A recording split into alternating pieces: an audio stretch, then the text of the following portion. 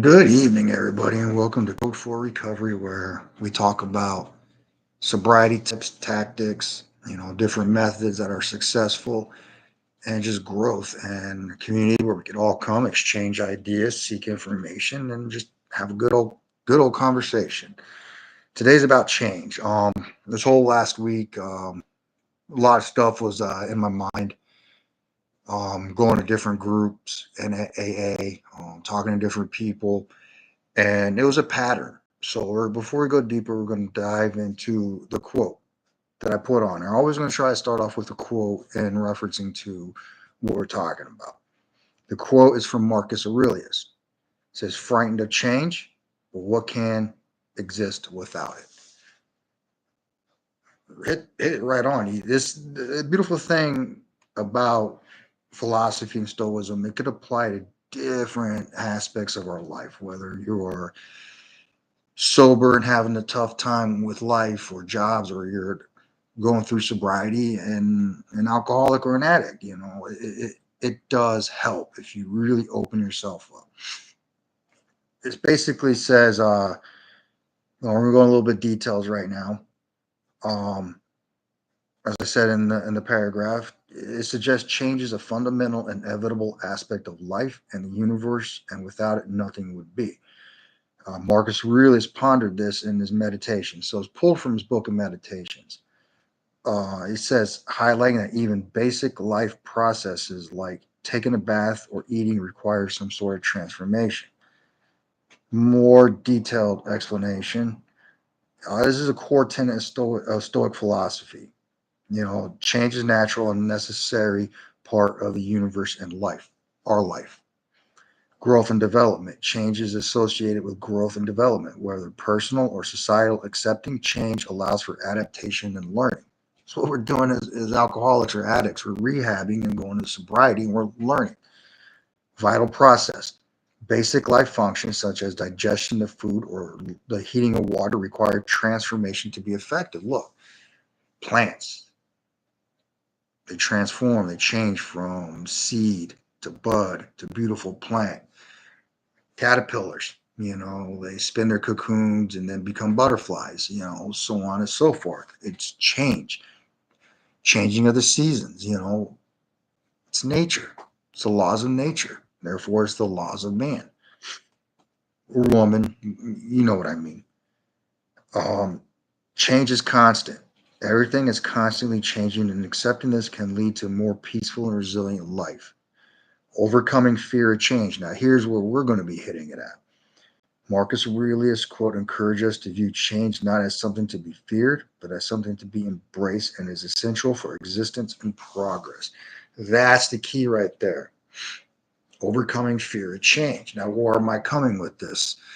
Last few months, I sit on different stuff, listen to different people, and I'm not by all means trying to say, me, Rick, I'm poster boy for rehab and the way. No, I'm not.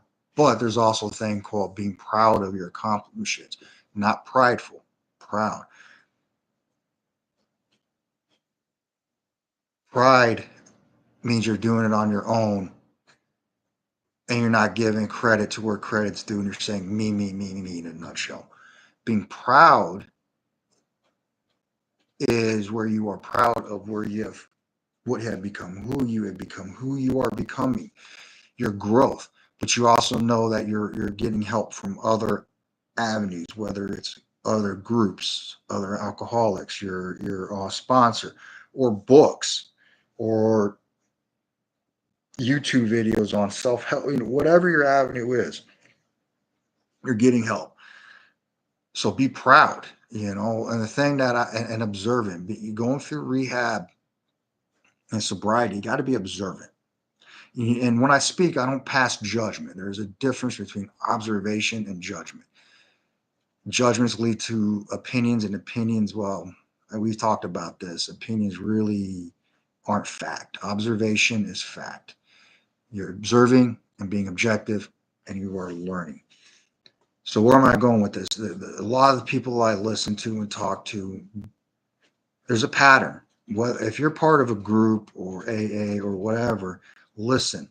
Um, I'm trying to find the word. So when I listen to people speak and it's about, and they haven't made progress, and they're on the same thing for the last 6, 7, 8 months, there's something there.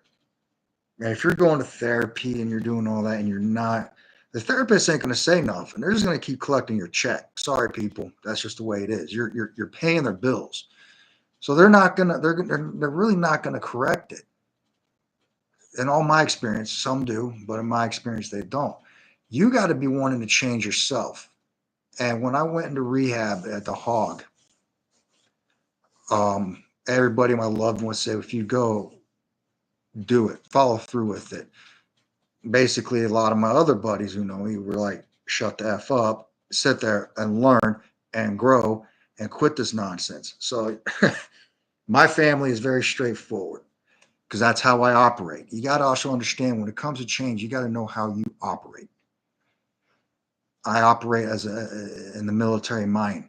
Tell me, be blunt, be straight, boom. Don't cut corners, don't candy coat it. Um, when I was there, the first thing they asked, because where I went, there's a lot of veterans, a lot of law enforcement, first responders, and a lot of the counselors themselves were first responders. So they didn't cut anything nice. They just put it right out there, right in your face. And they said, while you're here, you got to want this. You wanted that drink, you wanted that high, whatever your pick of the poison was. You were aggressive about it, you were forward about it, and you went after it. So you got to do the same, and you're gonna see where I'm going with this. You got to do the same with your recovery. I told myself when I was there, I'm going to be very aggressive with my recovery. I'm not going to show myself any compassion. I know a lot of everybody in rehab says, show yourself compassion. I don't want to show myself compassion. I got myself into the mix, so I have to fix it. I have to change myself. Nobody's going to change it for you, people. Just letting you know, your family ain't going to change it. Your loved ones, your girlfriend, your wife, your kid, you got to change this yourself. Change is scary, but we didn't care about the change when we were drinking to get to that person. So you got to take the same approach to it. You got to change. You got to want sobriety. And this is one thing that aggravates me the most. This isn't half in and half out, people. Sobriety for everybody I hear who are relapsed and they say, oh, we weren't ready, we weren't taking it serious. You have to take this serious. This is your life. I hit this on the head the first 2 times. You're all in or you're not all in. There is no test in the water with the toe to say, is this for me? No, you're going in. You just jump in and do it. There is no test in the bathwater, in or not in. And that's the change. You gotta force yourself to change. You gotta want that change, man. And that's what they're talking about. It is scary, which I don't understand why people say change is scary when you're sobering up. It's really not. You just gotta put that crap behind you and move forward. It's not scary. So I'm going to call people on that. Oh man, change is scary, and so is becoming sober. No, it was not. You were not afraid to make that change, to pick up the bottle and put it in the hole in your mouth, or snort it, or smoke it, or shoot it. You weren't worried or afraid then. So why are you afraid about change now? You shouldn't be. You should be happy about it. You should be embracing change, man. Like, and this is where I'm going. What aggravates me a lot is it aggravates me, but I don't let it get to me. We're human. You can let it, you can get aggravated, look at it, learn from it. How can it be fixed? Can you fix it? And if not, brush it off. So in a way, I can't fix this, but I'm going to attempt to address it. When you're in a therapy or a group and you're stuck on the same thing for 6, 7, 8, 9 months, 10 months, 11 months, you got to step back and look at the root. What's the root cause? Why are you not progressing? Why are you not moving forward? You can. It's not rocket science. It's not hard. Change is not hard. If you're stuck on the same thing for 6 months and it's getting to you in 7 months and you haven't made the effort, what are you doing?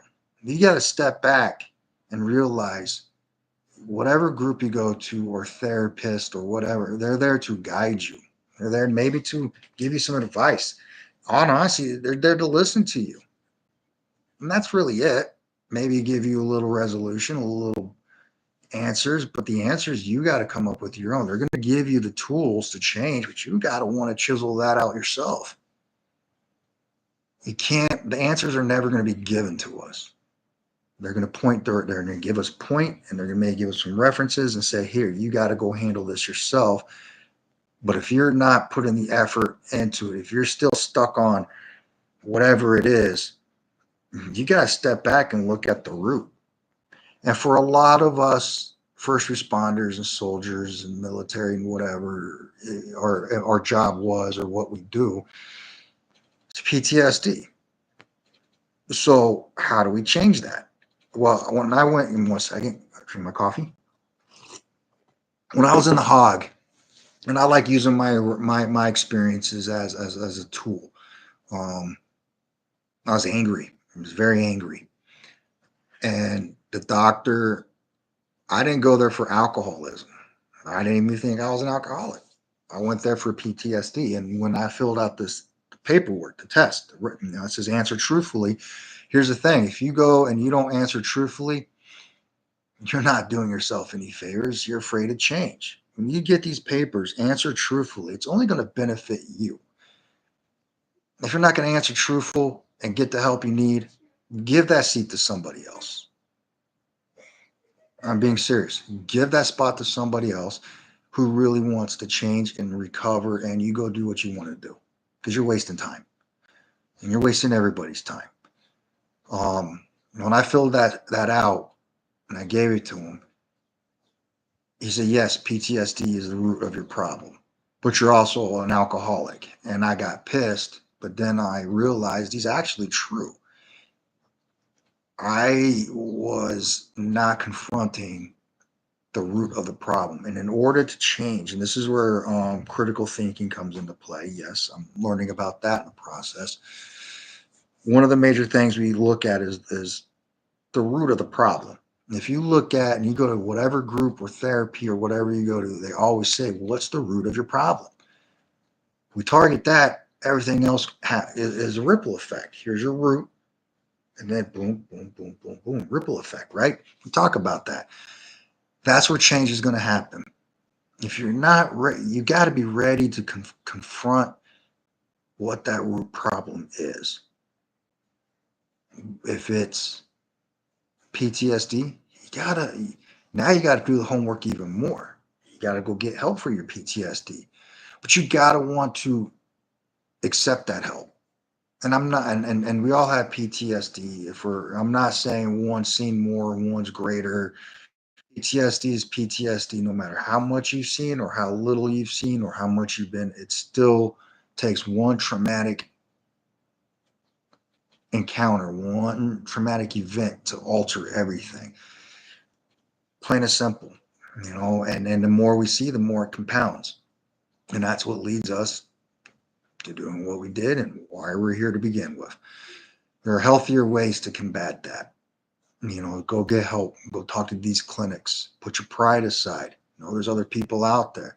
Change starts when you immediately recognize and want to repair and fix the root problem. That's when change happens. If you don't fix that root problem and you're teetering around everything else, you're never going to grow. You're never going to get past what you're trying to fight past because you don't want to confront it. And chances are, like I said, you have a higher chance of relapsing. When I hear stories at AA and everything, when they say that a lot of them, they relapse because they weren't ready to confront what the real problem was. And that could be an avenue of problems for each individual person. But change does start with you. That's what Marcus Aurelius is going after. That's what Seneca and Epictetus and Rufus and all these other famous Stoic philosophers are. They talk about you got to be wanting to change. This goes into a higher power too, guys. Like, give me a second, I'll pull one up. Let me see. I know my cousin does a lot. He's a minister. Let me pull one up for everybody out there. Hold on, give me a second. There we go.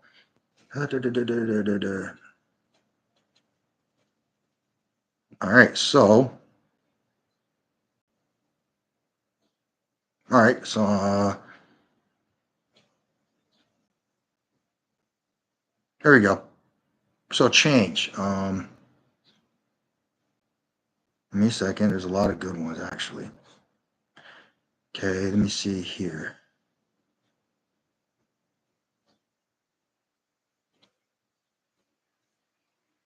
All right. Man, hold on.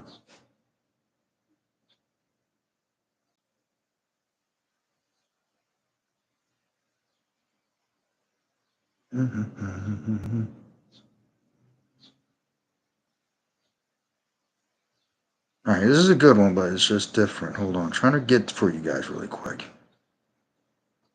All right, all right. So Ephesians 4:22-24 for everybody of a higher power of Christianity, Catholicism, anything like that.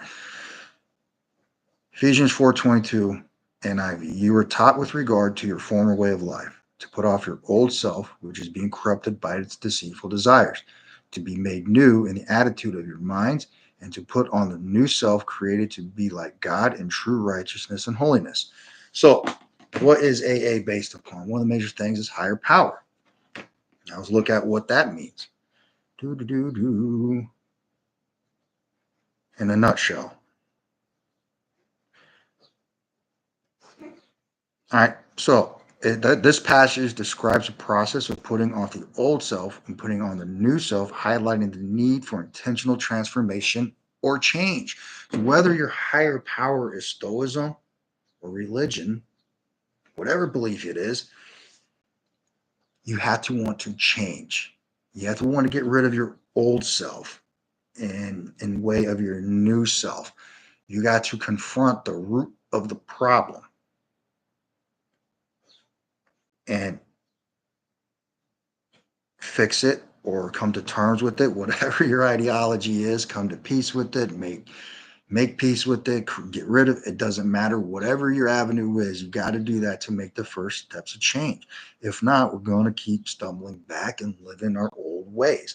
And what's going to happen? So this goes back to everybody who has a family and a wife and everything.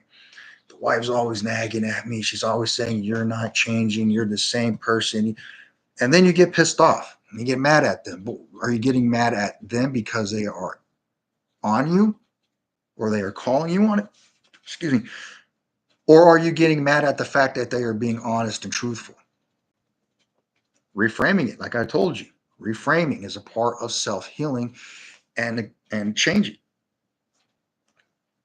When I'm in group, I hear in different other sections, AA means everybody says, my family's on me. They don't see me changing. It goes back to what I just said. Instead of getting mad, listen to them. Who they see everything. We just see this, and we have to retrain ourselves to be objective and look from their point of view, the world's views at what they see of us. And if it's our loved ones who you love dearly, they're not going to lie to you, man. They're not going to lie to us. They're going to be straightforward with us. And everybody don't like that. So again, let's reframe that. Reframing is self-awareness and mindfulness, and therefore it is a tool necessary to change. We're not talking about, okay, so, again, let's talk about, the wife's on me about cutting the yard and doing dishes. Okay, you get it done. But we're talking about there's other deeper problems there, If she's on you that you're not changing your mindset, you're emotionally still the same. You have not grown, and you've been going and seeing a doctor for 6 months, and and you're going to your VA appointments for veterans, and you still ain't changing. Well, then we start the blame game. They're stressing me out. They're making me want to relapse. They're on top of me. I just want to go drink now. So now you're blaming them. When in reality, they just want you to change. They see the ability for us to change, but we're not wanting that. You got to want to change, and not for them, but for yourself. It always starts with you. You're the center, you're the pawn, you did it all. Let's fix it. But if you're getting mad at them, that's not right. They want the best for you. If you listen to anybody who loves you, I want the best for you. Because and that's not them writing you off. They're just being genuine. They want you to change, and they don't see that, so you can't get mad at them. I mean, you can. It's your choice. It's just not right. Reframe it again. Like I said, reframe that situation. This is where your critical thinking comes in. Conversate. The first thing that we are taught to hog is proper conversation,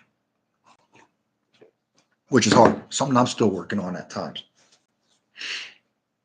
Why are you mad? I'm not being condescending, but it's simple. I keep telling you you're not listening. Don't get mad. You're not listening. We don't listen. If they're telling you, have a conversation with them. You don't talk. You're doing this. You're isolated. You're that. You're that.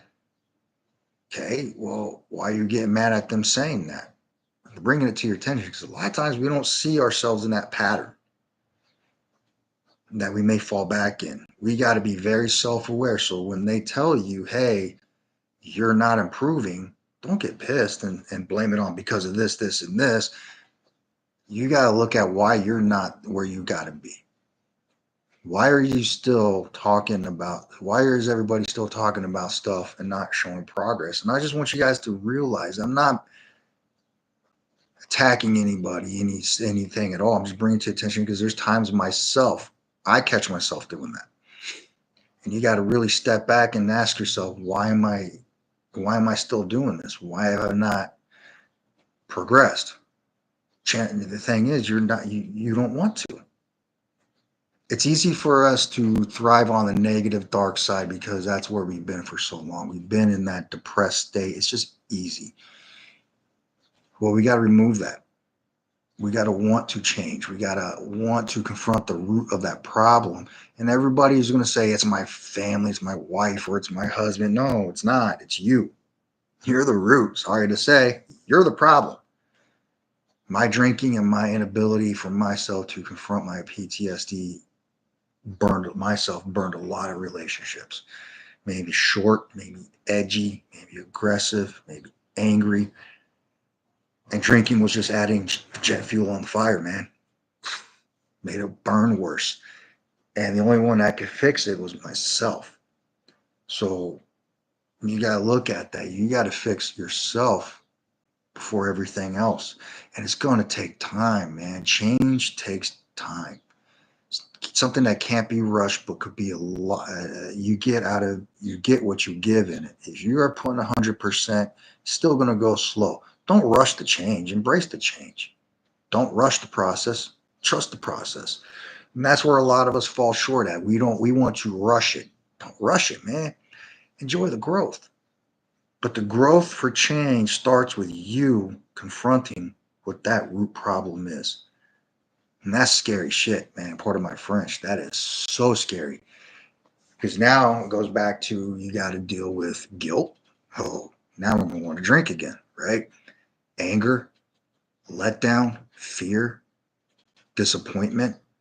You gotta confront all those emotions that we're bagging and locking up, and eventually it's going to break out and it's going to burn worse. You're going to crumble that false foundation. If you got a false foundation, it's going to crumble. If you haven't confronted the root problem and got it taken care of to build that strong foundation, and you're just, here you go, shifting it aside and then building everything else, eventually it's going to crumble, and it's going to crumble worse. You got to confront that. It's painful, but I challenge anybody who's in a therapy and in a group or AA, and you're still stuck where you've been 6 months, a year ago, that's on you, man. That is on you. And I'm going to be honest with you. The first thing I learned at the Hog and a lot of other motivational speakers, everything falls on you. We did this. They told me that, Rich, this falls on you, not on them, not on them. It falls on you to fix it. And that sunk, man, that sunk deep. It took me a while to figure that out. But that's why I embraced going to the Hog. I remember in the Fire Academy, we came up with a slogan: embrace the things, embrace the grind. Yeah, it's been a while. And to this day, that plaque sits in the Fire Academy, red plaque in yellow, embrace the grind. I think it was also Lieutenant Koborowski loved it, and he made it put in the plaque. And that stuck with me. Even to this day, embrace the grind. You got to embrace it, man. You got to embrace growth. You got to embrace change. If not, you're going to fall and you're going to relapse and you're going to be back to square one. And this time, those loved ones that were there with you this time might just leave. And then what? You can't blame them. Remember, man, everything's a trickle effect. If you don't change for the goodness and you stay where you're at, you don't want to change, because that's what it comes down to. You people who don't, or stuck where they are, do not want to change. And I'm saying you this time instead of us or we, because it is you where change starts from. Whoever's watching this, it is you. This ain't a team effort, man. It starts with you. And if you were in basic training or any time like that, they said there is no I in team. But basic training, yes, and the military, yes, is a team effort, but at times it's also an individual effort. And that's one thing I learned. You have to individually grow for the team to grow. Now, think of that as your family. You got to change and grow in order for your family to grow, change, and become stronger. And that new foundation or the new roots you're planting come stronger. If you don't embrace that grind, man, you're going to fall. And your family's not going to want to take that fall with you. They're going to let you fall on your own. And I want to ask you guys, how many times has your family said that in a week? And be honest with yourself. Look in the mirror today. Ask yourself, how many times has my family said you have not yet changed? Why are you still on the same thing? Look at your therapy sessions. Why are you still where you are? Confront that core problem. Confront it. Face it. Take it head on. Do what you got to do. That's going to clear the path for fresh growth. California, we're not talking about the wildfires, and sometimes the ones that people start. When you go to California, a lot, and sometimes I think out here in Jersey and PA, they do the same. But out west, growing up, they would do controlled burns. Controlled burns, they would burn a lot of the woods. And control, they would, as a fireman, you understand they're digging their trench cuts. We do it for roofs. They'll dig their trench lines. And in the military, they did the same thing. But in the fire department out there in the woodland, they'll dig their trench, big trench lines. What that does is that prevents sparks or hopefully the containment. But we'll say it contains it. And they'll dig the trench and they'll do a controlled burn. What that does is that burns all that rubbish, all that extra growth, and it lays the foundation for new growth. Look at just regular fires, wildfires. They burn away the overgrowth, the dead, to pave way for new growth, stronger foundation. It's nature. When lightning strikes, half those fires out there is from lightning storms. They hit, starts a fire. It's nature, burns everything down. Things come back greener, stronger, more vibrant. Look at your life like that. Change. It's nature, man. You burn that. You take out that root cause, that ugly, destructive root cause, and everybody. You didn't have the foundation to grow. Remember, you are becoming a better person. You are changing from that old person to the new. This goes into the Stoic mindset of morta fati. We'll worry about that later. But you want to grow. You want to embrace and grow. Remember, in order for you to embrace sobriety at 100%, you got to be 100% into it. And it's going to take time. Change is uncomfortable. It's not meant to be comfortable or warm and fuzzy and you love it. There's it's painful. The pain is good. Lets you know you're growing. You don't think when a caterpillar is growing from that to a butterfly is not in some sort of pain. Yeah, you're talking about a caterpillar growing wings and turning into something different. You know, that's what you're becoming. You're shedding, when reptiles shed skin, or better yet, I hate spiders, but I used to have a tarantula. Never got over my fear of spiders, but I had one. And I forgot the name of it, but lobsters do this too. But spiders, when they would molt, yes, they're molting. They would. I remember my spider. It was a rose hair tarantula. Held her once, did no more.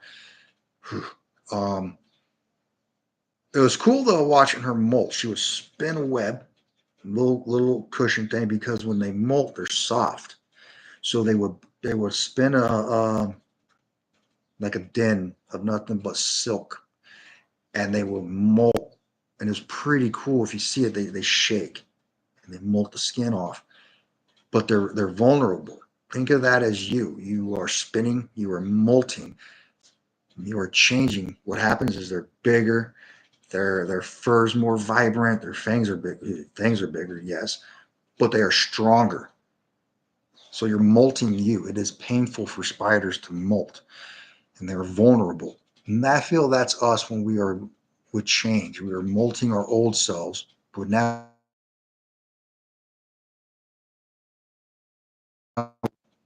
sorry, internet lagged a little bit. As I was saying, think of that as us. We are molting our old self, but we are afraid because we are vulnerable. But be vulnerable. It makes you stronger. Change is painful, man. There's so many ways of referencing it to nature. And again, change is nature. We are change. We got to embrace it. Otherwise, we're going to continue down that repetitive path and that cycle of drinking and depression. And we all know where that ends at. Don't end good. But the change is up to you now. I have so many books and material. If you guys want it, please let me know. I will give you names of books that I love. But it's also self-awareness. It's mindfulness. It's being aware as you are changing and being aware when those emotions come in. Again, dichotomy of control. We have control of our thoughts, our emotions, how we respond, how we react, um, everything, our views, our opinion. We have all that. It's when those thoughts come on, reframe it. Ask yourself why. Be critical thinking with yourself. Why am I feeling like this? What happened today to cause that for me? No, I just might be your past, because your past wants to hold on to you. But you got to shake it off. Got to, in the military, you got to cut the chutes. Cut the strings. You got to move forward. Release the pack, move forward. Otherwise you're going to be getting sucked back. And then it's just easy. It's easy at that point. Why am I doing this? What's the reason why? Because I'm afraid to move forward. Why am I afraid to move forward? I'm afraid of change. Why are you afraid of change? I think you got to ask yourself these questions and be observant. And then eventually everything will start panning out. You'll start changing and you start questioning yourself. Question yourself. Question your emotions. That's going to give you deep thought. Man, that's not me no more. Why isn't it you? Because I need this. Not I want. We're going to get into wants and desires and motivation down the road, which you're going to find out that really is just a small step. It has to be consistent.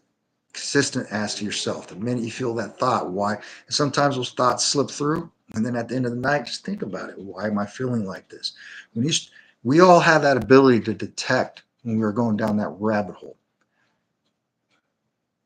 Change is recognizing that and questioning it, not letting it happen, and then sulking in a corner, asking for attention. No, it's to get better, we got to question ourselves, question our thoughts, question our emotions, question our actions. We got to question ourselves. The answers are in ourselves to change, not out there. They're in books, but in the end, the books are to help you with the information. Maybe you might have to find a different way. But change is change. Whatever route you're using, whatever, like growing the flowers, some people prefer one product over another. But in the end, the flowers grow. So, what way works for you? Stoicism philosophy, psychology, critical thinking, or religious higher power? What is going to work for you to change? So let's go into this other one I said, the 88 Laws of Self Mastery. Number 2, they are handed the keys to their own salvation. Pretty good, ain't it? The celestial grips them and moves forward. They unlock the door, they step into the fire, and they rebuild their life from ash.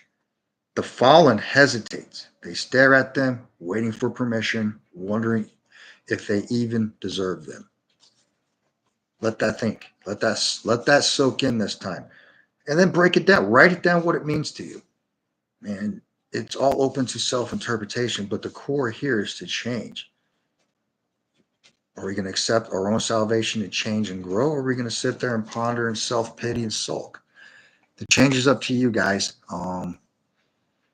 Again, we're hitting on the head. If you're in any type of group or therapy, start becoming self-aware. Start realizing why am I still here beating on the same thing? What am I doing to make myself and my life better? Because when it starts from you, it hits everybody else. If you're negative Nancy, woe is me, people don't want to deal with you. But if you're happy and you're trying and it's true happiness with effort, people's going to start noticing. It starts with you. Growing up, my family always said, everything starts with you. Let's think about it. Let's look at a higher power, for instance, before we log off. Road to salvation and religion and beliefs and eternal life starts with you, right? Let's look at philosophy. Growth and wisdom starts with you. Happiness starts with you. Peace starts with you. Anger, the ability to make that decision starts with how you react. You starts with you, your choices, your decisions.